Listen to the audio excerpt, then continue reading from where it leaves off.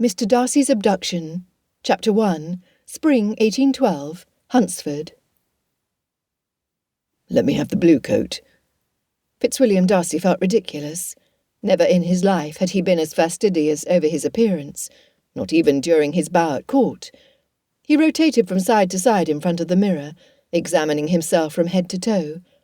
Not a hair was out of place, nor would an unwelcome crease be found in his trousers. "No, I will wear the black." His long-suffering valet said not a word, as he piled the rejected blue frock coat on top of the 6 others, which had already been discarded, as being not quite perfect for the morning.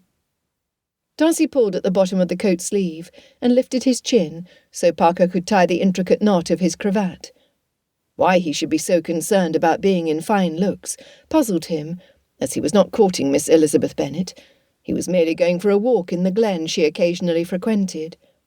Well, daily, in actual fact. She walked the same path through the same area, at about the same time each morning. Not that he had noticed, of course. It was not as if he was planning to see her. After all, she might decide to deviate from her regular walk, and he was determined he would not mind if she did. He was solely in the pursuit of exercise and enjoyment of the few areas at his aunt's home of Rosings Park in Kent, where nature had not been tamed, in strict obedience to her ladyship's will. Did Miss Elizabeth find him distinguished in black? She often wore green. Maybe he should change to the dark olive coat. A man should take pride in his appearance, should he not? He shook his head at his own caprice, and decided it was time to quit making a fuss over absolutely nothing. Checking to make sure he had not inadvertently scuffed the shine from his boots, he left his chambers and headed out the door.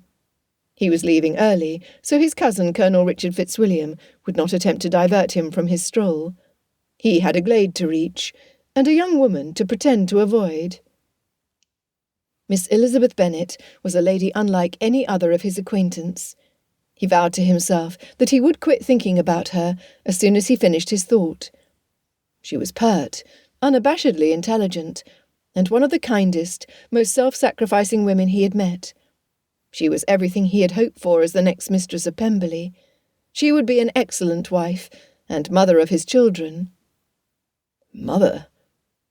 A vision of Miss Elizabeth sitting on the red settee in his study at his estate, with a baby in her arms and a toddler playing at her feet, made him smile. She would be an excellent role model for his children. Stop this. Focus on the negatives. He shuddered at the vulgar conduct of her family. With Miss Elizabeth and her elder sister Jane Bennet, he had no complaint. However, her circumstances were entirely unacceptable. He huffed into the chill of the air. Disguise of every sort was his abhorrence. He needed to halt his dishonest notions that he cared not for her opinion, and either decide to set aside his reservations at attaching himself to her, or banish her from his mind. He shrugged. His indifference to the expectations of society and his family surprised him. Duty and honour ran through his bloodstream. Intellectually, he knew what he had to do. Nonetheless, his heart moved him mightily towards the spot by the stream where he had accidentally encountered her the past 3 mornings.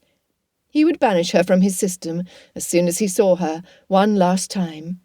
He would. Darcy feared it would be easier said than done. "Stand and deliver!" Male voices shattered the silence. In his distracted mental state, Darcy failed to notice the rapid approach of 2 men, dressed in black, with scarves covering their noses and mouths, hats pulled down over their brows, and each holding a pistol pointed directly at him. "Mr. Fitzwilliam Darcy," one of them demanded. "Who wants to know?" Darcy was surprised he was able to maintain his composure. There were few things more frightening to a human than staring down the cold metal barrel of a weapon. He wondered if his cousin felt the same when he faced his enemy on the battlefield. "Never you mind. Come with us." The taller of the 2 barked. "I will not." An inner war waged. They were obviously after him. However, Darcy could not help but worry over Miss Elizabeth. Surely she was already in the park as well. What these outlaws would do to her if they found her was terrifying to consider. His only recourse was distraction or diversion. Tell me where you intend to take me, and I will decide if I will go." The tall man, whom Darcy concluded was the more intelligent of the two, started walking towards him with a purpose. He lowered his pistol as Darcy took up his fighting stance. He had not trained for years at Gentleman Jackson's for nothing. The man did not fight fair. In one rapid move, he swung the grip of the pistol until he made contact with Darcy's temple. It hurt. Darcy's fist connected with some hard surface on his opponent, before his world started fading to black. "Miss Elizabeth. Don't hurt Miss Elizabeth." "Miss Elizabeth," he whispered, though it sounded in his head like he was screaming. Fear gripped him as he panicked at what might have happened after the blow. His temples were pounding with the swaying of the carriage, and Darcy felt he might be sick. He sensed the light beyond his closed eyes, so realised it was still daylight. "Miss Elizabeth? Miss Elizabeth Bennet, by chance? What is this, Darcy? Are you enamoured of the fair Miss Bennet? Who would have thought?" That voice, that scathingly malicious, disreputable, despicable scoundrel dared address him. Sitting up, he groaned. His whole body hurt, and he knew the two men had used the opportunity of his losing consciousness to thrash away at him. The pain surrounding his chest established at least one rib was either bruised or broken, and his head felt like Thor's hammer was beating the inside of his skull with each turn of the wheels. He cautiously opened his eyes. "What do you want, Wickham?" He abhorred everything about his former childhood friend and companion.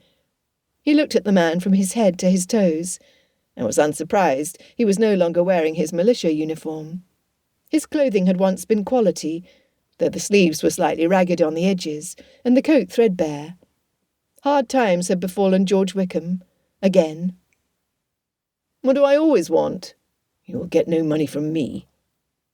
He wanted to wipe the smug look off Wickham's face.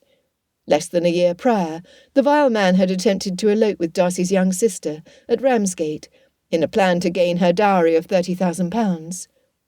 His failure had to have been a bitter pill for him to swallow. Darcy's resentment at Wickham's scheme had grown until he understood there was not another man on earth he hated more. "Of that I'm well aware, my friend." "I am not your friend." Darcy spat out the words. "How you feel about me matters not." Wickham laughed, as if he had no cares in the world. "The ransom note goes to Lady Catherine." "She will not pay." Having gone over her accounts, Darcy had repeatedly admonished his aunt for her overspending. If she did not, either he or her brother, Lord Matlock, were going to have to add to her coffers to keep Rosings Park afloat. "If she wants you to marry her insipid daughter, she will." Wickham's confidence oozed from his pores. "If she does not have the blunt, I will contact the Earl. If they want you returned, they will pay." "They will not." Now it was Darcy who was confident. He knew Wickham's games, and he knew how to unsettle him. "Should I become deceased, the Colonel will marry Georgiana, who stands to inherit all of the Darcy properties. This would be a boon for the Fitzwilliams. Besides, Richard would squeeze you like the pimple you are if you ever came close to Pemberley. You would die just as destitute as you are now." He knew from the shifting of Wickham's eyes that agitation had set in. Next it would be... Yes, his fingertips began tapping against his leg, just as Darcy knew would happen. "Then the money will come from you." He saw Wickham's panic and felt his desperation. "I think not." Finally, Darcy had the upper hand. How dare George Wickham try to extort funds from him? His own beloved father had gifted the man thousands over the years, including providing his tuition and livelihood at Eton and Cambridge, and leaving him an inheritance upon his death. Darcy was done with him. He owed him nothing. The carriage hit a bump, and Darcy grabbed his ribs as he sought to regain his breath. He swallowed down the bile threatening his throat, beads of sweat popping out on his upper lip. He refused to react, keeping his face set in indifference.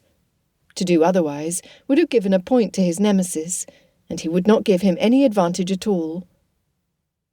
Wickham responded with a quick jab with his walking stick to Darcy's tender midsection.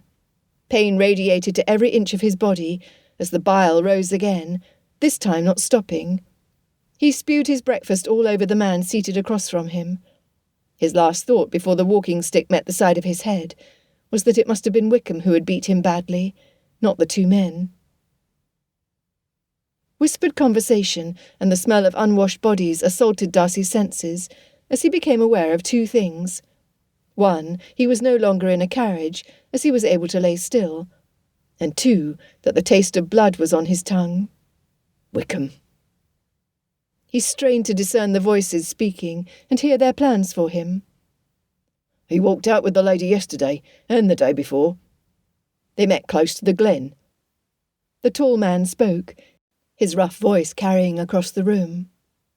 Darcy opened the eye not buried in the bedclothes, just a crack, to determine clues as to his location and present situation. They were in a small cottage, which was in disrepair and smelled of sheep. The mattress he laid upon was hard as a rock, and the blanket smelled of damp and dirt. A small table with two chairs leaned against the far wall, and the fireplace was unlit. A small window next to the door was the only source of light. 3 men were in the room. He recognised all of them. Wickham, Captain Carter, and Mr. Denny had been part of the militia stationed in the small farming community of Meryton, in Hertfordshire. He had first met the 2 officers after the eldest Bennet daughter Jane recovered from a short illness, which had kept her and Elizabeth at the home of his close friend Charles Bingley. They had ridden towards the Bennet estate of Longbourn to inquire as to the continued good health of Miss Bennet, when he and Bingley happened upon the sisters, speaking with a small group of officers. Seeing Wickham for the first time since he had tried to coerce Georgiana into marriage had caused Darcy to act in a precipitate manner, one which failed to show him in a good light to Miss Elizabeth. Intense anger had blinded him to none other than his enemy, as discretion became the better part of valour, and he left without extending the most minimum of courtesy to the young women. His abrupt conduct had surely opened the way for Wickham to charmingly accuse Darcy of all sorts of misdeeds. He hoped the innate intelligence he had espied in Miss Elizabeth would allow her to overthrow any fictitious tales manufactured by the miscreant. Surely she would not believe George Wickham. Though his own sister had been completely taken in by the man, Elizabeth was a young woman of keen intelligence, with 4 more years of life experience than his sister. I wonder. Wickham scratched the whiskers on his jaw. Darcy had not caught that the man was unkempt.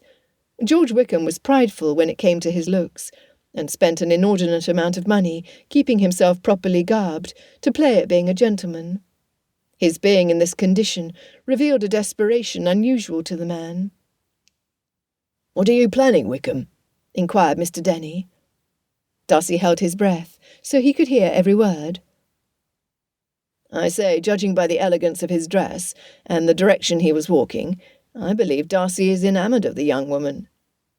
George Wickham glanced over at the bed, so Darcy quickly closed his eye. "I see why. She's a lively sort, with lustrous hair, fine eyes, pouty lips, and a figure a man would eagerly welcome to his bed." Darcy yearned to jump up and plant his fist in the middle of Wickham's face. How dare he speak in such a way of an innocent young woman? How dare he speak so of Miss Elizabeth? "Then let us go get her and bring her here," offered Captain Carter. "I would not mind a bit of time with her myself." "Me too," added Mr. Denny. "And if the gentleman is in love with her, it would make it easy to use her to control him, so we get what we are after." If only Darcy had a gun. He would feel no guilt at killing all 3. The loss to society would be as nothing. "Do you think she would come on her own if she knew he was in danger? She seems the helpful sort," asked Carter. Wickham laughed in disdain. "She hates Darcy." Darcy wanted to scream. "What? How can that be possible?" "Then she's smarter than most, as no matter his income, he is an arrogant fellow, always above his company," Mr. Denny offered. "Ah, but she's a fool if she lets him know how she feels. A wise woman should be willing to overlook anything for 10,000 a year, and probably more," Captain Carter said. "She strikes me as being the savviest of all her sisters." "If she was more like Miss Lydia, she would gladly jump into the carriage with any of us," Denny chortled. Darcy could not help but agree with the man. The youngest two Bennet girls were crass and too ill-behaved to be in society. They were trouble waiting to happen, and one of the main reasons he hesitated to pursue Miss Elizabeth. When combined with their screeching, money-grubbing mother, they would put any gentleman off from attaching himself to either Miss Jane Bennet or Miss Elizabeth. It was one of the reasons he cautioned Bingley against the eldest. The younger man needed a far better match to elevate him in society. Exposure to the rest of the residents of Longbourn would be a degradation. If she was more like Miss Lydia, even priggish Darcy would have had her tamed by now. This was too much. Darcy pushed against the mattress with his left hand, growling and groaning in agony with every inch he moved. Although his body threatened to collapse on him, he stood and walked towards the three men. "You will not speak of Miss Elizabeth in such a manner." He imagined how fierce his countenance looked, with the injuries he felt on his face. "You will cease immediately." "Or what? You will slap me with your gloves?"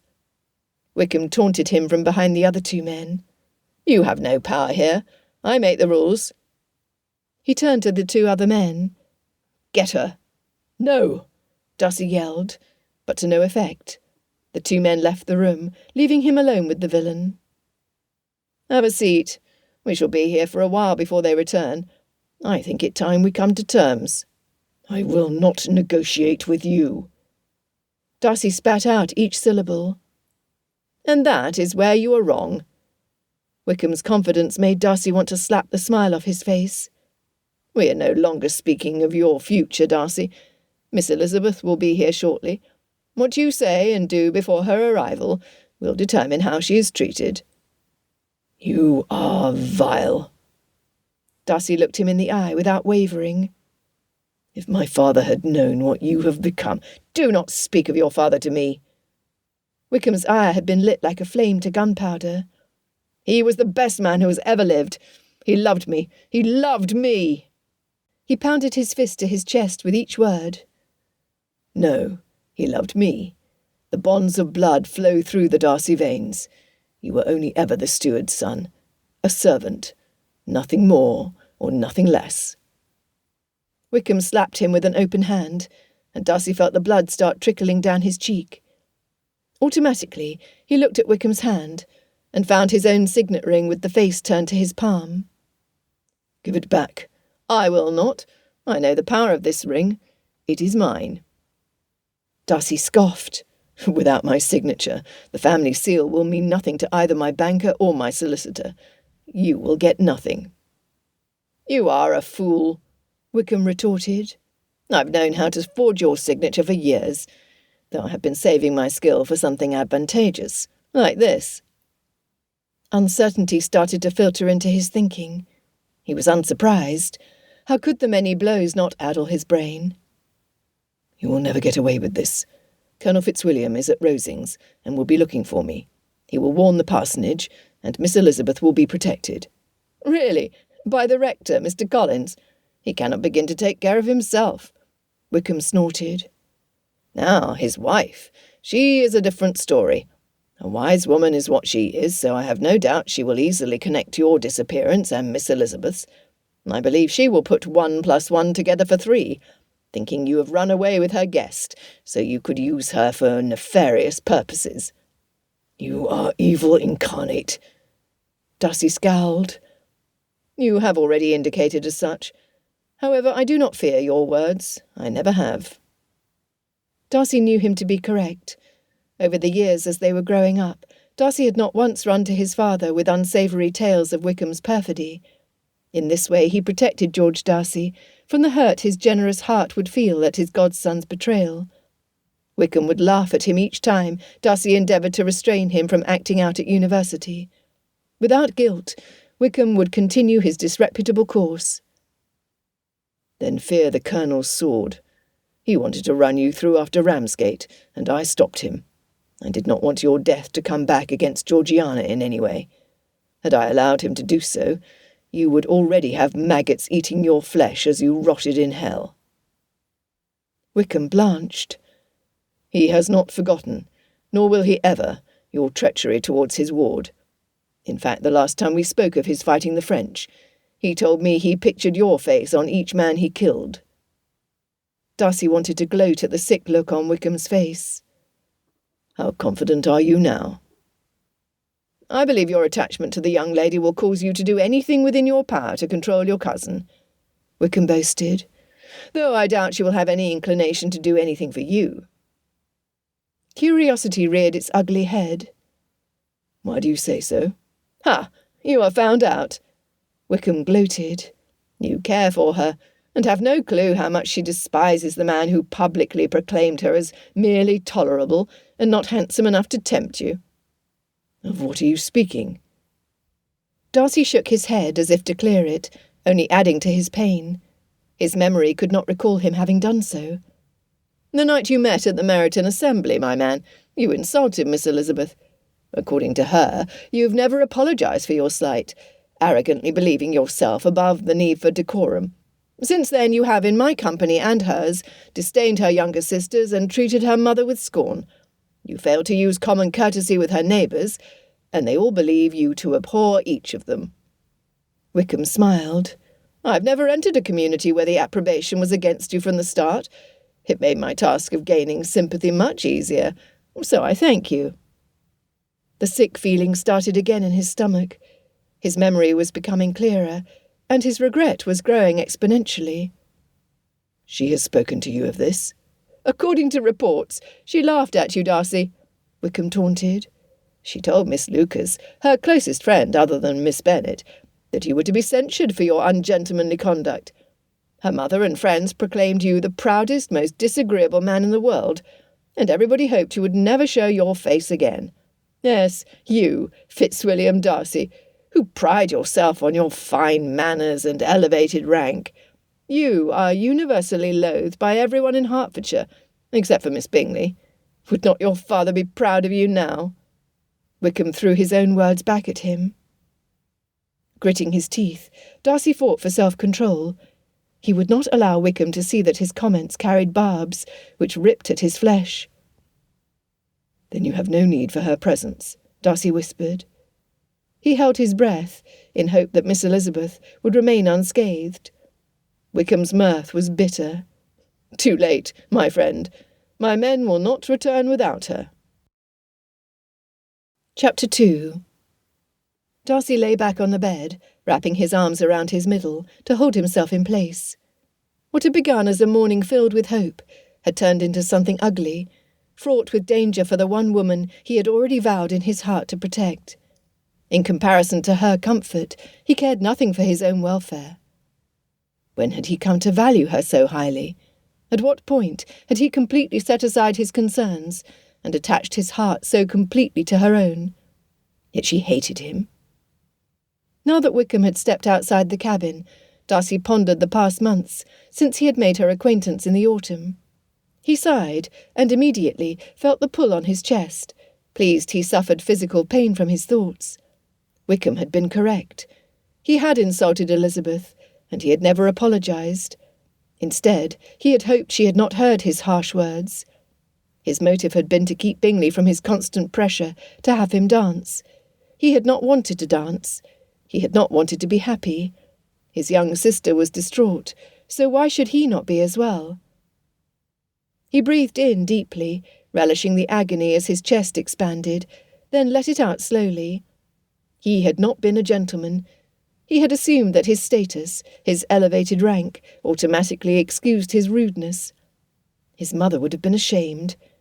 He had been raised with proper principles, though left to follow them in pride and conceit. "Oh, Lord, I'm sure Miss Elizabeth would hardly be impressed with 'I hate your family. It would be a degradation to attach the Bennet name to mine. Will you marry me?' Even he knew that would never be considered the height of romance. It would only serve to distance her further from him. What sensible woman would find him attractive? Only those blinded by his wealth and family name, the very ladies he had been running from since he inherited his properties. God in heaven! But he was finding this far more painful than his physical injuries. Why did he not realise before how his attitude had not recommended him? Was his conceit so ingrained in him that he could not see how others viewed him? What did she say of him the other evening at Rosings? That he had implacable resentment and a propensity to hate everybody. Did she truly believe that to be so? Had he known Wickham would stay outside, he may have gone to the nearest wall and banged his head on it, repeatedly. He could not go back and change his words and deeds. What he could do was become a better man, a gentleman who would incite the interest of a woman such as Miss Elizabeth. He did not deserve her. It was a shameful realization that stunned him. Only that morning he had been thinking of the blessings he could bring to her, should he decide to offer for her. For the first time, though he lay bloody and battered in a cottage somewhere, he was grateful these changed circumstances had kept him from offering his hand. In vain I have struggled. It will not do. Good Lord in heaven! From the back of his mind, he reviewed the words he had mentally practised as he had bathed that very morning. What an insult! He should be begging for her consideration. The door burst open, and Wickham stepped inside. In his hand was a battered cup Darcy hoped was filled with water. His throat was parched, and he longed for something to wash the metallic taste of dried blood from the inside of his mouth. Drink up. Darcy was grateful for the small favour. Taking the mug in his hand, he tipped it up and took a large swallow. He heard Wickham's chuckle at the same time, the bitter taste registered on his tongue. Good night, Darcy. Laudanum. Darcy tried to throw the cup at George's smirk, but it was too late. The tingling began in his upper arms and moved down his legs. His last thought was the hope Wickham had not drugged him enough to kill him. He needed to tell.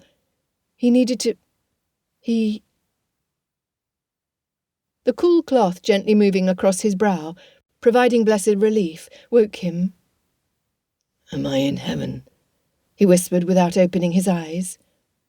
I do not believe so, Mr. Darcy. His eyes shot open. Miss Elizabeth was seated next to his bed, with a damp cloth in her hand. Do you know where we are? I do not. She shook her head. How did they come to capture you? His tongue felt swollen until he thought he might choke with the effort to speak. Water, he pleaded. Miss Elizabeth picked up the cup sitting next to the bed and reached behind his head to help him lift it high enough he could drink without wearing the water instead of quenching his thirst. He had never been this close to her. The cup. The smell of the drug was still strong when I arrived, so it has been scrubbed clean and refilled, she assured him. Thank you. The water tasted pure, and he drank until it was gone. I am sorry. Why? She took the cup from his hands and put it back on the small table. Why would you apologise for the outrageous conduct of others? Wickham. Yes, Mr. Darcy. She put her fingers lightly on his shoulder. I now comprehend your warning that Mr. Wickham is not the pleasant, charming man he portrays himself to be. His relief was palpable. She continued. While you slept, I thought back upon our acquaintance, and now believe one of you is good, while the other only has the appearance of goodness. His voice was scratchy, and he wished for buckets more water. He glanced behind her, and saw no other containers. Finally he looked into her eyes. Do you know why you are here? I do not, Elizabeth huffed.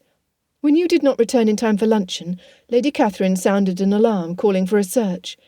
Colonel Fitzwilliam and a few other mounted men went to Hunsford, in spite of my application to him to search the glen, where I had run across you walking the past few days. When I discerned they were going in the opposite direction, I set out on the path leading to the stream. It was there that the two men found me. Did they hurt you? Darcy's eyes did a quick survey from head to toe, as panic filled his chest, threatening to cut off his air. She shook her head, causing the small ringlets at her temples to bounce joyously, in opposition to the feelings filling the room. They did not. She hesitated. When I asked what they were about, they told me they had located you, but that you were gravely injured. My first thought was to return to the parsonage to get Charlotte's help. I am notoriously faint-hearted when it comes to the loss of blood. However, the men seemed frantic and begged me to come quickly. I do not understand. How did they convince you to get into the coach? She was a lady gifted with a sound mind. Her actions perplexed him. When we broke through the trees, and I spotted the carriage, I immediately felt the danger. As soon as I stopped walking and prepared to turn and run, they showed their pistols. I looked to the man driving the carriage, and he turned his back on me. So, with very little inducement, other than the cold steel of their weapons, I climbed inside and prayed for the best outcome possible. So there are 3 others besides Wickham? Yes, Mr. Denny, Captain Carter, and the driver. You recognise them? Only after we were on our way. Both men climbed inside the carriage with me and removed their scarves. She sucked in a breath. I was quite surprised at their identity, as they, including Mr. Wickham, had been my family's favourites of the militia. I am sorry for your disappointment. And he was. For whatever reason, he felt her pain, and he wanted to make it better. Oh, do not be, sir. She picked up the damp cloth and refolded it so the dried blood was tucked inside and no longer on the surface. Your face is clean, though the bruises are spectacular. I think your valet will find it challenging to match your garments with the deep purple you will be wearing for a while.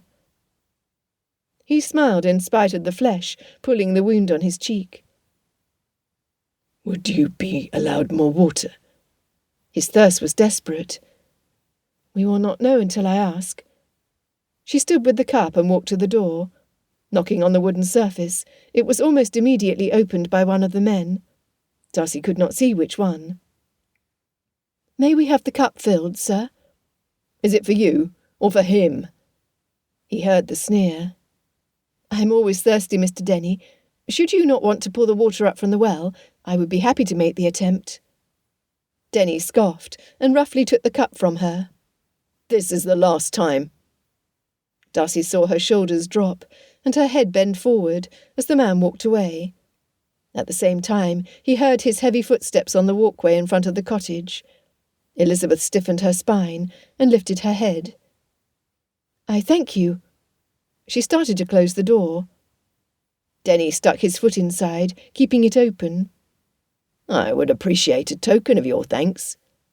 He reached towards Elizabeth. Darcy swung his feet to the floor and sat up, his eyes seeing red in instant anger. Before he could reach the door, Elizabeth stepped back to avoid Denny's beefy hands and tossed the contents of the mug in Denny's face. Darcy came up beside her and pushed her behind him, placing himself between her and the door. If you touch her, I will see you hang. He felt Miss Elizabeth's hands on his back, clutching his coat. That goes for any of you. His eyes searched out and caught the other 3 men. He raised his voice so Wickham could hear from where he was standing by the carriage. I am ready to negotiate. With that said, should Miss Elizabeth come to any harm, you will not get 1 shilling from me. Am I understood?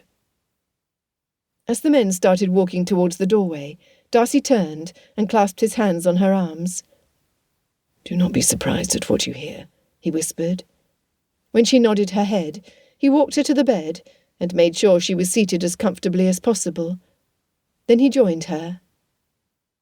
Wickham and Captain Carter each took a seat, while the other 2 men stood on either side of the door. What is your offer? Wickham was almost rubbing his hands together with glee. I will settle £1,000 on each of you, plus one-way passage to either India, Canada or Australia, if you leave on the first ship available. For that, you will allow Miss Elizabeth to leave unharmed. I will go with you to my man of business in London to arrange your travel and the transfer of funds. The men looked between one another. 5,000 each, demanded Wickham. Both Carter and Denny raised their brows at the amount. 1,000 and no more. On this I will not budge.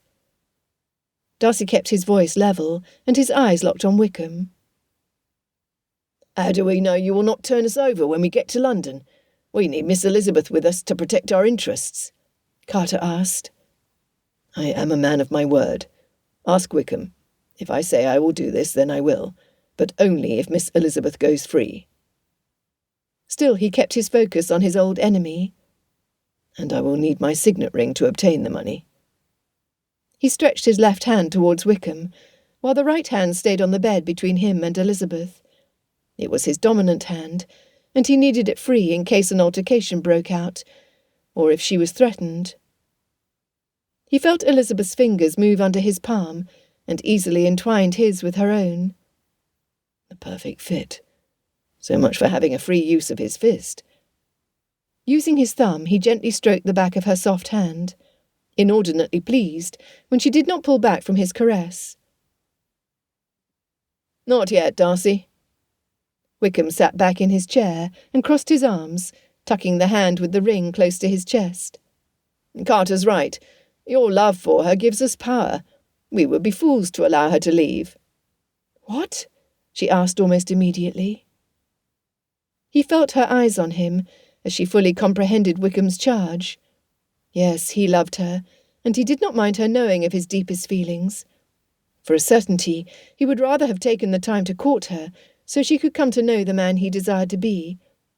But the words were said, the deed was done. You love me. Her free hand moved to her chest. He imagined the look of puzzlement on her beautiful features. With my whole soul, he readily admitted. His heart demanded he look at her, so she could see the sincerity in his eyes. His mind kept his eyes trained on Wickham. But you do not even like me, Miss Elizabeth proclaimed. You have long stared at me, looking for faults, and I am assured you found plenty to disapprove. Your words have never indicated that you held me in esteem. You make me nervous, and my tongue ties itself in knots, he honestly admitted. What I plan to say in my mind is, most unfortunately, not what tends to come out of my mouth. I told you she hated you, laughed Wickham. You were a great orator at university, and the president of the debate team. That you cannot speak to one woman of mediocre status is laughable. Laugh makes your tongue unhinged. The other men guffawed as well. Darcy did not mind the comeuppance in the least. She needed to know that he was willing to humble himself before her. You are wrong, Mr. Wickham. Elizabeth spoke up. I do not hate him. I do not know him. Darcy gently squeezed her hand. She squeezed back. Be that as it may, you two will stay together until we have the funds in our hand. Why? Elizabeth asked Wickham. Why now? You surely had opportunity to conduct this crime in a much more familiar setting when we were all in Hertfordshire. You are none of you in uniform, so I assume you have left your regiment without permission. Am I correct? Ha! You know nothing, Wickham began.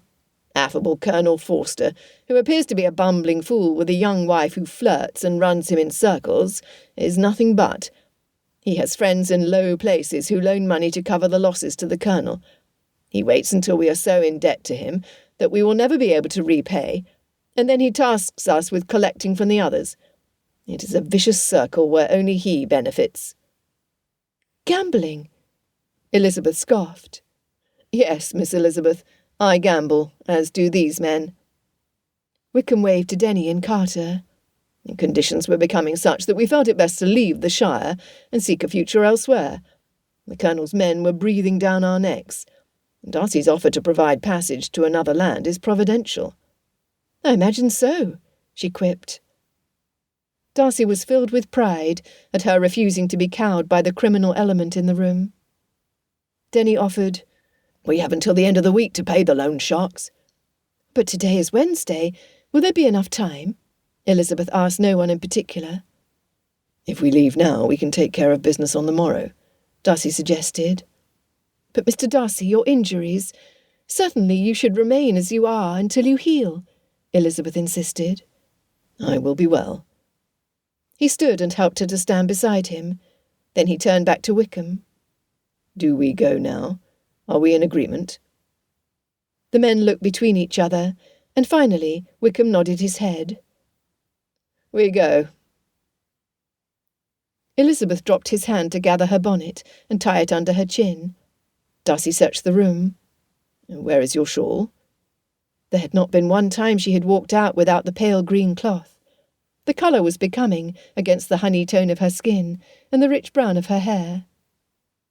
She lifted her shoulders and shrugged, slowly shaking her head as her eyes begged him not to mention it further. "Foolish woman," Denny proclaimed. "She went and tossed it out the door before we could get it closed, and we were not going to turn back to retrieve it." "You are the fools." Wickham looked as if he wanted to slap the man. "She left it behind as a sign. No doubt the carriage wheels ran over the top of it, leaving tracks which could easily be followed by someone as canny as the Colonel." "Colonel Forster?" Both Denny and Carter showed fear. "Oh, you stupid muttonheads." Wickham scowled. "His cousin, Colonel Richard Fitzwilliam, who no doubt is already on our trail. Why in the world did you not mention this before? We should have left for town as soon as you arrived." They were hustled out of the cottage to the waiting carriage. Darcy helped Miss Elizabeth inside and sat closely next to her as she slid to the far side of the coach, up against the window. He could do nothing about the other men positioning themselves across from her. Without something to cover her shoulders and chest, she was vulnerable to the indecent stares of men who had already spoken of her in a vulgar manner. Disregarding the pain and the cooling air, he shrugged out of his coat and draped it over her shoulders. She immediately pulled the front closed. "Thank you," she whispered to him from under her bonnet. "Will you be warm enough?" "Yes." This time it was he who enfolded her hand with his large one. "Thank you again, sir." She looked up and smiled. His heart sang. She was a petite woman whose form was light and pleasing. Her face, with the small patches of freckles across her nose, was delightful, and he knew he could gaze upon it until he took his last breath, feeling pleasure with her presence. He felt like a veritable giant alongside her. He wanted her to feel safe with him. The driver had fastened one horse into the harnesses and had gone to the shed to retrieve the other, when an argument broke out between the three other men. In their distraction, they did not see the riders coming into the clearing, though both Darcy and Elizabeth did from where they were seated. "Pull your weapons!" Colonel Fitzwilliam commanded the other riders, who Darcy recognised as wearing Lady Catherine's livery. Each man grabbed a pistol from their belt, or a rifle from a scabbard. "Aim!" Within seconds, the melee between the three men had stopped, while the driver returned to the shed with the horse. "No!" Wickham shouted to no one in particular. He growled at his associates. "You ingrates! Look at what you have done!" Darcy could hear his frustration and rejoiced in it. "Drop your weapons!" One by one, Carter, Denny, and then Wickham tossed their guns to the ground. Without looking away from the men on the ground, Richard commanded, "Keep your eyes on these three. This one is mine." At that, he rode his horse up to Wickham, knocking him to the ground. Darcy kissed the back of Elizabeth's hand and commanded her to stay in the carriage. He walked to where the pistols had fallen and gathered them. He was unsurprised when she walked up behind him. Only Elizabeth. "Can you shoot?" He would have been unsurprised if she said she could. "No, but I can point and look mean." Darcy wanted to chuckle and roll his eyes as she demonstrated her stance with her index finger. Fortunately, he refrained. Instead, he cleared his throat and suggested she leave the weapons alone and gather as many ropes as she could find from the cottage and the shed. Two of the Colonel's men stood alongside each of Denny, Carter, and the driver. Darcy stepped beside the Colonel. Within minutes, the criminals were trussed like turkeys ready for the stove, and seated on the backs of their horses. Bridles were removed, and lead ropes attached to the outlaws' mounts, so there would be no opportunity for escape. This left both Darcy and Elizabeth without transportation. Since the carriage horses had belonged to Denny and Carter, the vehicle sat alone in the yard, as if abandoned. The idea of bouncing on the back of a horse was unpalatable to Darcy, and Elizabeth was known to not care for the beasts. "We will stay until you return with carriage horses, Richard." Darcy waved the men away. "I will follow as soon as I'm able, so we can determine the future of these unworthy men." "No need for that, Darce." The Colonel prodded the hind end of Wickham's horse, causing him to jump forward and almost unseat its rider. "The law is pretty clear about the penalty for desertion. You see, the military frowns on abandoning your post during times of war. When you add kidnapping charges for the two of you to what the military courts will enact, you will not need to worry about seeing their pretty faces for a long time, if ever. Let's move them out. The hangman's noose is waiting. The Colonel turned to give Darcy and Elizabeth a final grin before moving his horse alongside Wickham's. As quickly as they had arrived, the men were gone, leaving Darcy and Elizabeth standing in the clearing. Mr. Darcy, will they hang? Elizabeth worried her bottom lip with her teeth. Darcy longed to kiss away the red marks she was leaving behind. I do not know, but what I do know is that Richard will tease and torment Wickham until the man will welcome the quiet of eternal oblivion. And you, sir? What would you do if it was you riding beside him? She stood her ground when he moved a step closer. I would think of all the things I want to berate him for. He shrugged and was reminded of his injuries. But I would be unlikely to actually say them out loud.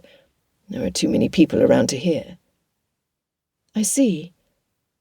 Elizabeth took a small step closer to him and tilted her head so she could look him in the eye. And if you had the opportunity to tell me all the things you want me to hear, what would you say? He struggled to get the giant bullfrog from his throat. I would... Yes? She took another step closer until they were almost touching.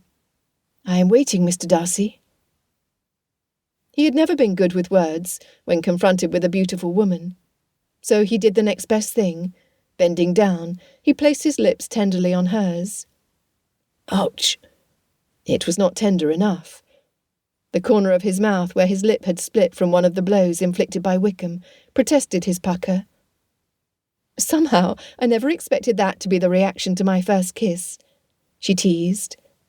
Elizabeth lifted her hand and brushed her fingers lightly over his injury. His pain melted away at her touch. Then let us try again. This time they were both much more pleased with the results. Mr. Darcy? Her voice was soft, and her eyes were like warm puddles of shimmering liquid. Yes, he whispered.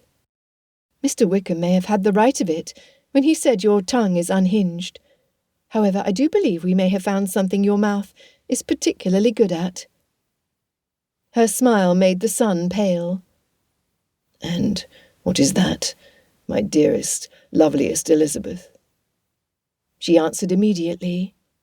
No more talking, Fitzwilliam. Kiss me. And he did. The end.